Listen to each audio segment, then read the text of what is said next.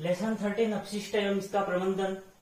First हम देख लिया पार्ट, उसके अंदर हमने देखा था अपशिष्ट किसे कहते हैं, अपशिष्ट कितने प्रकार के होते हैं, अपशिष्ट किन किन स्रोतों से प्राप्त होते हैं, और हमने अपशिष्ट से होने वाले नुकसान और प्लास्टिक हमारे लिए किस प्रकार नुकसानदायक है ये पढ़ लिया था। आज हम पढ़ेंगे अपशिष्ट का प्रबंधन। अपशिष्ट तो हमने देख लिया कि हाँ अपशिष्ट जो भी हैं वो हमारे लिए नुकसानदायक है, यानी कि हमारे लिए कोई फायदा नहीं कर रहे। अब हम देखेंगे कि फायदा नहीं कर रहे तो उनका क्या किया जाए। अपशिष्ट है, अगर हम उन्हें यूं ही फेंकते रहे तो जमीन बंजर होगी, कुछ भी होंगे, हमने उनके नुकसान देखे, तो उनके प्रबंधन की आवश्यकता। प्रबंधन का मतलब होता है उचित व्यवस्था करना। प्रबंधन का अर्थ क्या हो गया, उचित व्यवस्था करना, अर्थात अपशिष्ट की ऐसी व्यवस्था करना जिससे वह हमें नुकसान नहीं पहुंचा पाए, वही क्या कहलाएगा, अपशिष्ट का प्रबंधन। तो अपशिष्ट प्रबंधन क्या हो गया, अपशिष्ट की ऐसी व्यवस्था करना जिससे वह हमारे लिए कोई नुकसान नहीं पहुंचा पाए, या हो सके तो उनसे हमें ज्यादा से ज्यादा लाभ लेना, वही क्या कहलाएगा आपके लिए अपशिष्ट प्रबंधन। अब अपशिष्ट प्रबंधन क्यों आवश्यक है, अगर अपशिष्ट प्रबंधन क्यों आवश्यक है इसकी बात करें तो जनसंख्या निरंतर बढ़ रही है। जैसे जैसे जनसंख्या बढ़ रही है दिन ब दिन हम अनुपयोगी पदार्थों को निकालते जाएंगे, तो अनुपयोगी पदार्थ यानी अपशिष्ट की मात्रा जो है वो दिन ब दिन बढ़ती जाएगी। जहां पर भी जाएंगे, हमने प्लास्टिक के दुष्प्रभाव के अंदर देखा, प्लास्टिक जो है भूमि को बंजर कर देती है, पशु वगैरह खा जाते हैं तो उनको नुकसान है। इस प्रकार से तो उनकी उचित व्यवस्था करना जरूरी हो गया, नहीं तो पशुओं की मृत्यु होगी, जमीन बंजर होगा, जमीन बंजर हुई तो भोजन की कमी हो जाएगी, इस प्रकार से उसके बहुत सारे नुकसान होंगे।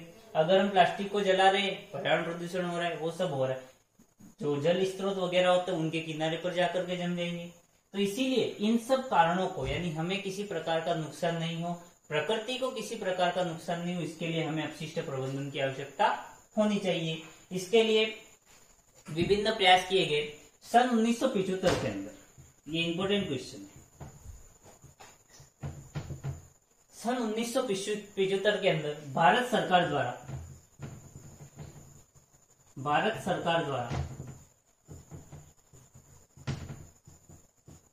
शिवरामन कमेटी का गठन किया गया था। शिवरामन कमेटी।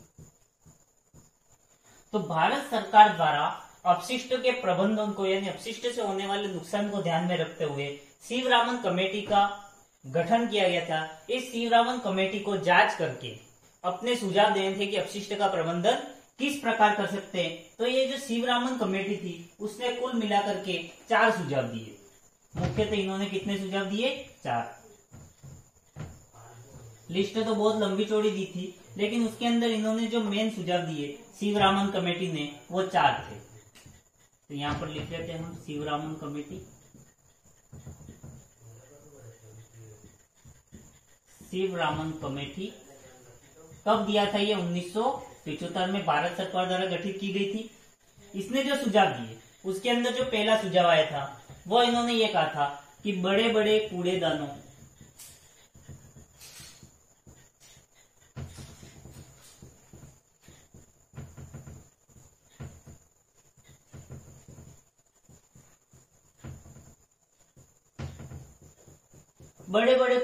की व्यवस्था की जाए। यानी इन्होंने ये कहा कि जगह जगह पर, जैसे कि एक गांव है, गांव में भी जो चौराहे वगैरह है वहां पर बड़े बड़े कूड़ेदानों की व्यवस्था की जाए, जिससे जो सारा कचरा है वो उस कूड़ेदान के अंदर डाल दिया जाए। दूसरा इन्होंने कहा जिससे कहीं फैलेगा नहीं। दूसरा है मानव के जो अपशिष्ट होते हैं, मानव अपशिष्ट, जैसे कि उसके अंदर आ गए मल मूत्र आदि के निस्तारण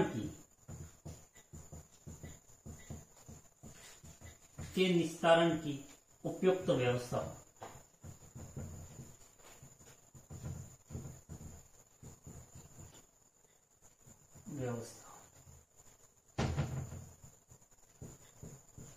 तो जो भी मानव के मल मूत्र वगैरह है, जो भी अपशिष्ट पदार्थ है, उनके निस्तारण की एक उपयुक्त व्यवस्था होनी चाहिए, जिसके अंदर सीवरेज लाइन वगैरह बिछाई गई, इस प्रोजेक्ट का हिस्सा है।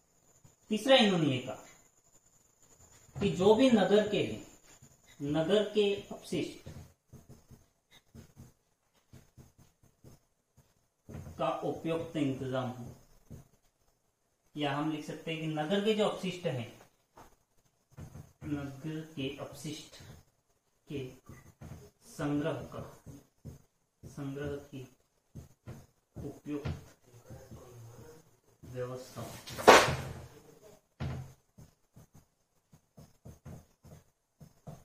नगर के जो भी अपशिष्ट हैं उनके उपयुक्त व्यवस्था। और लास्ट इन्होंने जो कहा वो ये कहा कि जो भी कचरा एकत्रित हो रहा है, कचरे को जलाकर भस्म किया जाए।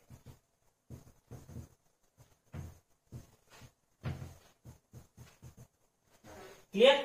तो शिवरामन कमेटी जो भारत सरकार द्वारा सन 1975 के अंदर गठित की गई थी, उन्होंने कुल 4 सुझाव दिए। इंपॉर्टेंट है, एग्जाम में पूछा जा सकता है कि शिवरामन कमेटी द्वारा दिए गए 2 सुझाव, 3 सुझाव या 4 सुझाव, जो भी कहे, 4 सुझावों को लिखे। तो आपको ये सुझाव लिखने हैं। फर्स्ट, बड़े बड़े कूड़ेदानों की व्यवस्था की जाए। फिर उन्होंने कहा मानव अपशिष्ट यानी कि जो मल मूत्र वगैरह है उनके निस्तारण की उपयुक्त व्यवस्था की जाए। थर्ड, इन्होंने ये कहा कि नगर के अपशिष्ट के संग्रह की उपयोग व्यवस्था हो, जिसके अंतर्गत आपने देखा होगा जो भी नगर वगैरह होते हैं सिटी में, क्या होता है, कूड़ेदान लेने के लिए स्पेशल गाड़ी आती है और वो गाड़ी जो होती है सारे के सारे कूड़ेदान को संग्रह करती है और एक निश्चित स्थान पर जाकर के फेंक देती है। और लास्ट इन्होंने कहा कि जो भी कचरा वगैरह एकत्रित हुआ उस कचरे को एक निश्चित स्थान पर रख करके जला करके क्या कर दिया जाए, भस्म कर दिया जाए। ये जो 4 सुझाव थे वो शिवरामन कमेटी द्वारा दिए गए मुख्य सुझाव थे। इसके अलावा भी इन्होंने कई सारे सुझाव दिए, लेकिन ये जो 4 सुझाव थे वो शिवरामन कमेटी द्वारा दिए गए मुख्य सुझाव थे।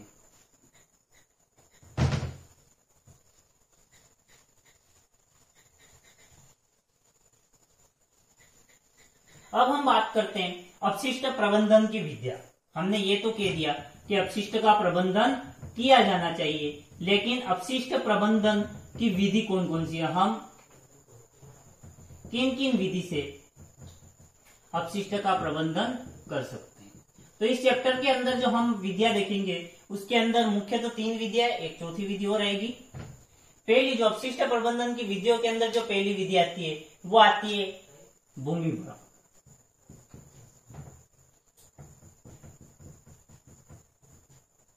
दूसरी जो आएगी वो आएगी आपके भस्मीकरण।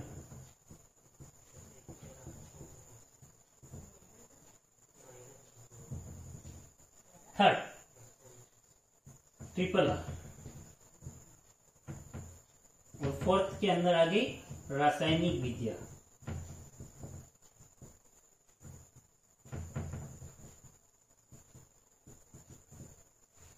तो जो आपके अपशिष्ट प्रबंधन की विद्या है, अपशिष्ट प्रबंधन क्यों आवश्यक है, अपशिष्ट प्रबंधन किसे कहते हैं वो पढ़ा। अपशिष्ट प्रबंधन हेतु शिवरामन कमेटी द्वारा, जो कि भारत सरकार द्वारा सन 1975 में गठित की गई, उसके द्वारा जो सुझाव दिए गए वो हमने पढ़ा। अब हम पढ़ रहे हैं अपशिष्ट प्रबंधन की विद्या। तो अपशिष्ट प्रबंधन की विद्याओं के अंदर आपके मेन जो विद्या आ रही है वो 4 है। फर्स्ट है भूमि भ्रमण, भस्मीकरण, ट्रिपल आर और रासायनिक विद्या। अब एक एक विधि के बारे में हम डिटेल में पढ़ते हैं। तो फर्स्ट है आपके भूमि भ्रमण। नाम से स्पष्ट है, भूमि यानी कि जो भी जमीन है आपके धरती हो, भराव यानी कि भर देना, यानी कि कचरे को भूमि के अंदर भर देना। इस विधि के अंदर क्या होगा, कचरे को भूमि के अंदर भरा जाएगा। अब कचरे को भूमि में कैसे भरोगे, तो गड्ढा खोद के। तो भूमि के अंदर गड्ढा खोद करके कचरे को उसके अंदर भर देना ही क्या कहलाएगा, भूमि भराव। भूमि भराव के अंदर क्या होता है कि जो भी आपके माइंस वगैरह होती है या बंजर भूमि होती है जहां पर फसल वगैरह नहीं हो रही है, बिल्कुल ही बंजर भूमि है, माइंस वगैरह जो होती है जैसे मार्बल वगैरह माइनिंग का काम हो जाता है, इसके बाद में जो गड्ढा वगैरह रह गया उसके अंदर इस प्रकार के जो गड्ढे होते हैं उसके अंदर सारे के सारे कचरे को एकत्रित करके उस गड्ढे के अंदर भर दिया जाता है। फिर क्या किया जाता है, उस गड्ढे को ढक दिया जाता है। तो वही प्रक्रिया जो होगी वो आपके क्या कहलाएगी, भूमि भराव। तो भूमि भराव क्या हो गया, कचरे को भूमि के अंदर गड्ढा खोद करके भर देना, वही क्या कहलाएगा, भूमि भराव। भरने के बाद उसके ऊपर पुनः क्या कर दी जाती है, मिट्टी लगा दी जाती है। अब ये जो भूमि भराव हो रही है, हमने देख लिया कि भूमि के अंदर कचरा भर लिया, लेकिन इस भूमि भराव के क्या नुकसान है, क्या हानि है? तो फर्स्ट नुकसान इसका जो है वो ये कि इसके लिए अत्यधिक भूमि की आवश्यकता होती है।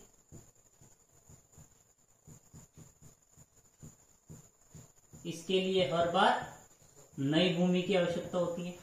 हर बार नई जगह चाहिए कि एक जगह आपने कचरा भर दिया, ऐसा नहीं होगा थोड़े टाइम बाद आप वापस वहां पे कचरा भर सकते हो, वहां पर तो जैसा ऐसा का ऐसा ही रहेगा। दूसरी चीज, इसमें उपस्थित रसायन, इसमें उपस्थित रसायन आसपास की जमीन को खराब करते हैं।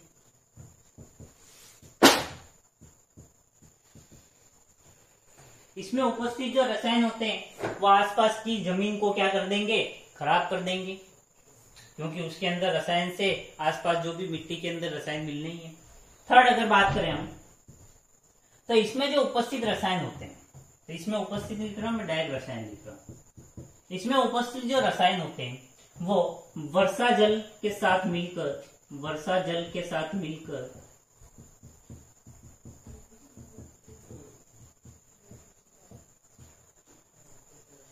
भूमिगत जल को, वर्षा जल के साथ मिलकर भूमिगत जल को प्रदूषित करते हैं।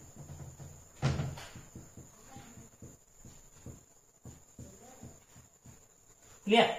इसमें जो उपस्थित रसायन होते हैं इस कचरे के अंदर, वो वर्षा जल गिरेगा, पानी वर्षा का गिरा नीचे जाएगा, भूमिगत जल में मिलता है, तो उसके साथ में जो इसके रसायन होंगे वो रसायन भी क्या होंगे, भूमिगत जल में जाके मिलेंगे और भूमिगत जल को क्या कर देंगे, दूषित कर देंगे।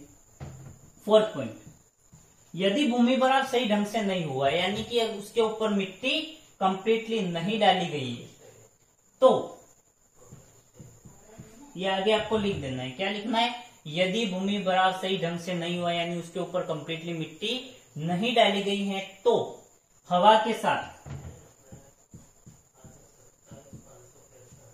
हवा के साथ या कीटों के साथ या पंछी, जो आपके पक्षी वगैरह होते हैं, उनके साथ उड़ करके जो होंगे वो कचरा वापस एक जगह से दूसरी जगह फैल जाएगा, यानी कि वातावरण प्रदूषित हो जाएगा पुनः। तो क्लियर? क्या क्या हुआ? इसके लिए हर बार नई जमीन की आवश्यकता होती है, इसमें उपस्थित रसायन आसपास की जमीन को खराब कर देते हैं।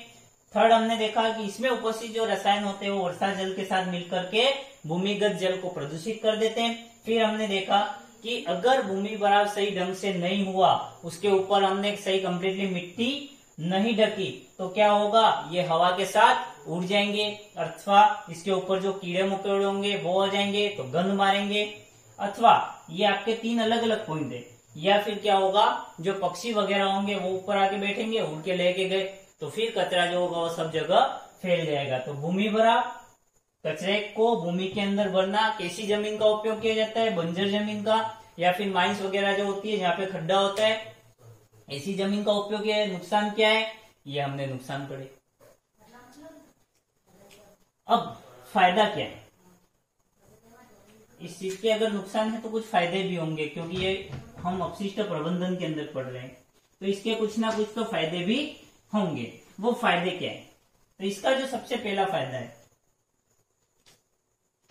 वो ये कि अगर यह सही ढंग से किया जाता है तो फायदे या लाभ, अगर ये सही ढंग से किया जाए तो क्या होगा, वातावरण प्रदूषित नहीं होगा, वातावरण प्रदूषण नहीं होता, यानी कि पर्यावरण प्रदूषण नहीं होता है। क्लियर? दूसरी चीज, ठोस कचरे को, ठोस कचरे से विद्युत उत्पादन संभव है।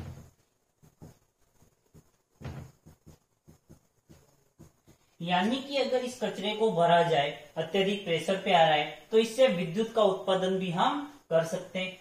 क्लियर?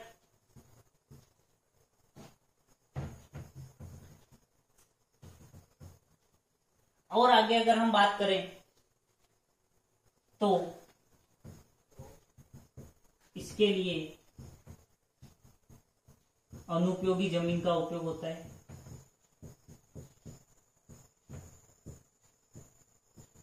अनुपयोगी जमीन का उपयोग होता है यानी कि हमारे किसी अन्य जमीन को ये नुकसान नहीं पहुंचा रहे। ये सब जो है भूमि भराव के क्या है, फायदे हैं। क्लियर। अब जो दूसरी विधि है, दूसरी विधि जो है वो आपके आगे भस्मीकरण।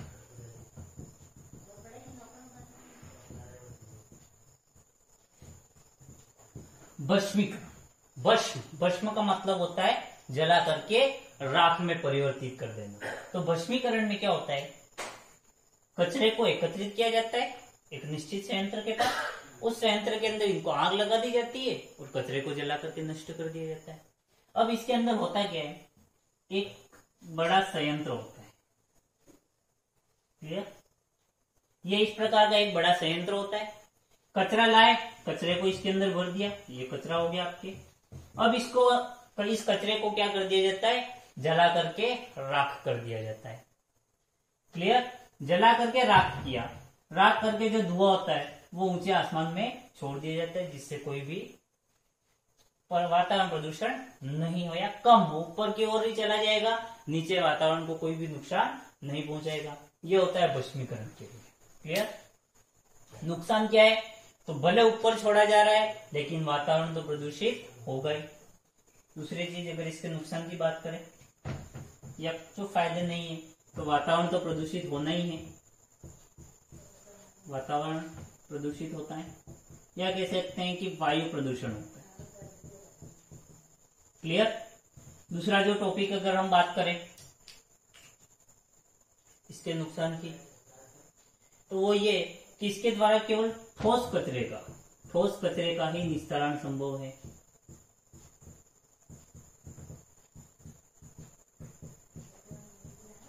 तीसरी चीज, हमने जला दिया, जला करके राख के ये जो धुएं के रूप में उड़ गया, लेकिन यहां पर कुछ ना कुछ राख तो बचेगी से, तो इससे कचरे का संपूर्ण निस्तारण नहीं होता है।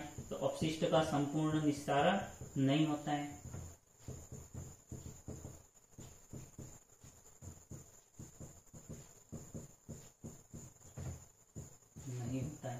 क्यों नहीं होता है, बता दिया। अपशिष्ट का संपूर्ण निस्तारण क्यों नहीं होता है, हमने कचरे को एकत्रित किया, आग लगा दी, धुएं के रूप में कचरा जो था वो बाहर तो निकला, लेकिन फिर भी जो राख थी वो तो रही। अब उस राख के तो निस्तारण की आवश्यकता पड़ेगी इसे। अब इसके फायदे की बात कर लेते हैं, हम ज्यादा डिटेल में नहीं पढ़ रहे हैं। फायदा, तो इसके जो फायदे हैं वो क्या है, तो इसका जो सबसे मुख्य फायदा है वो यही है, कम जमीन की आवश्यकता, तो कम भूमि की आवश्यकता।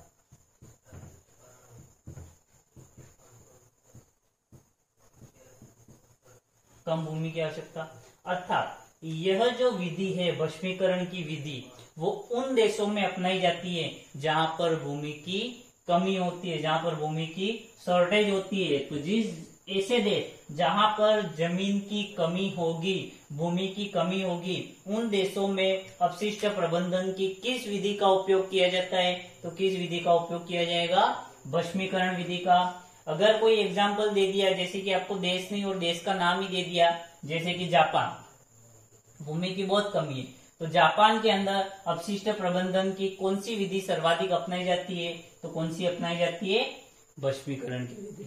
क्लियर। दूसरा, अपेक्षाकृत कम प्रदूषण हो। हम एक नॉर्मल कचरे को जला करके नष्ट करेंगे या भूमि भराव कर रहे हैं, तो हमने देखा वर्षा जल के साथ में जा रहा है, रसायन नुकसान कर रहा है, उसकी तुलना में ये जो होता है वो कम नुकसान करता है। क्लियर।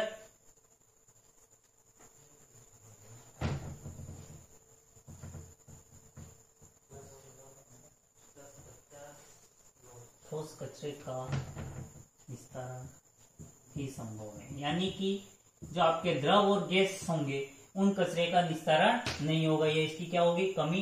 फायदे की बात कर दी हो गया, जो भी विकसित देश होते हैं या फिर हम कहें जहां पर जमीन की कमी होती है, ऐसे देशों के अंदर जो है वो वैश्वीकरण विधि का उपयोग अधिक किया जाता है। अब बात करते हैं हम triple R Vidhi.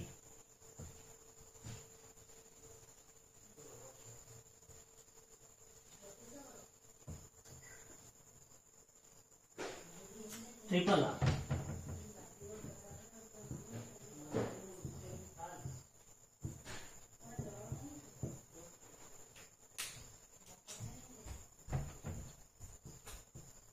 reuse, reduce and recycle। reuse पुनः उपयोग, reduce पुनर्नवीकरण और recycle पुनः चक्रण।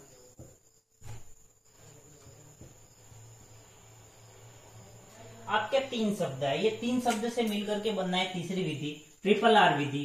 उस विधि का अर्थ क्या हो गया? आर, फर्स्ट आर जो है वो दर्शा रहा है रीयूज को, सेकंड रिड्यूस और थर्ड जो दर्शा रहा है वो रिसाइकल को दर्शा रहा है। रीयूज पुनः उपयोग, पुनः उपयोग का अर्थ क्या होता है वो समझ लीजिए। आप कोई पानी की बोतल लाए, पानी पी लिया, अब जो आपके बोतल रही वो आप क्या कर देते हैं? फेंक देते हैं। तो वहां पे आपको पानी की बोतल फेंकनी नहीं, उसका क्या करना है? पुनः उपयोग करना है। जैसे कि आपके पास में कोई एसिड वगैरह पड़ा है, वो उसके अंदर भर दिया, उपयोग हो गया।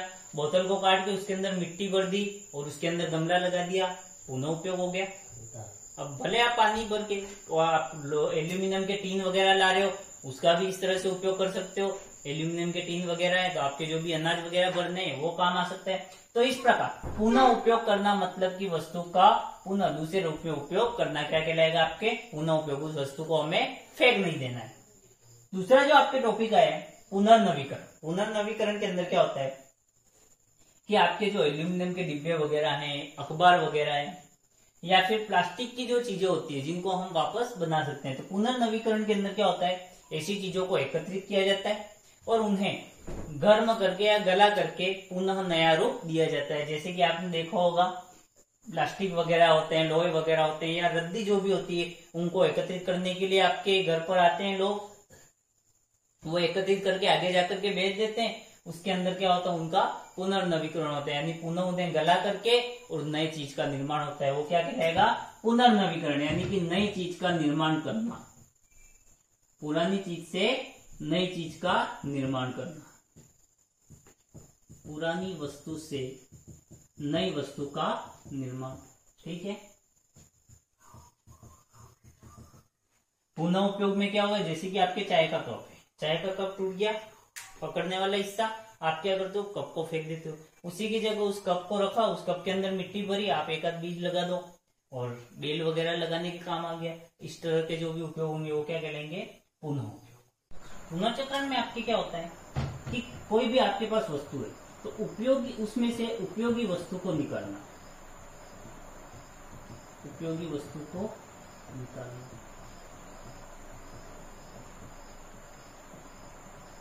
आपके पास कोई वस्तु है, उस वस्तु का आप सारा का सारा उपयोग तो नहीं कर पा रहे हो, लेकिन उसमें से जो भी आपके उपयोगी वस्तु है, जिसमें भी आप उसमें जो कीमती वस्तु उसको निकाल सकते हो, उस वस्तु को निकालना आपके क्या कहलाएगा? पुनर्चक्रण। तो तीनों में डिफरेंट क्या हो गया? पुनः उपयोग, उसी चीज का हम एज इट इज उपयोग कर रहे हैं, कोई भी चेंज नहीं। पुनर्नवीकरण, उस चीज को गला करके नई चीज बना रहे। और पुनर्चक्रण के अंदर क्या हो रहा है कि जो भी सारा वेस्टेज मटेरियल है आपके पास, उसमें से जो भी आपके उपयोगी वस्तु बन रही है, उन वस्तुओं को निकालना ही क्या कहलाएगा?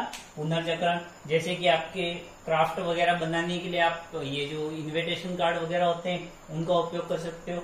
ये जो है वो आपकी कौन सी विधि के अंदर आ जाएगा? ट्रिपल आर विधि।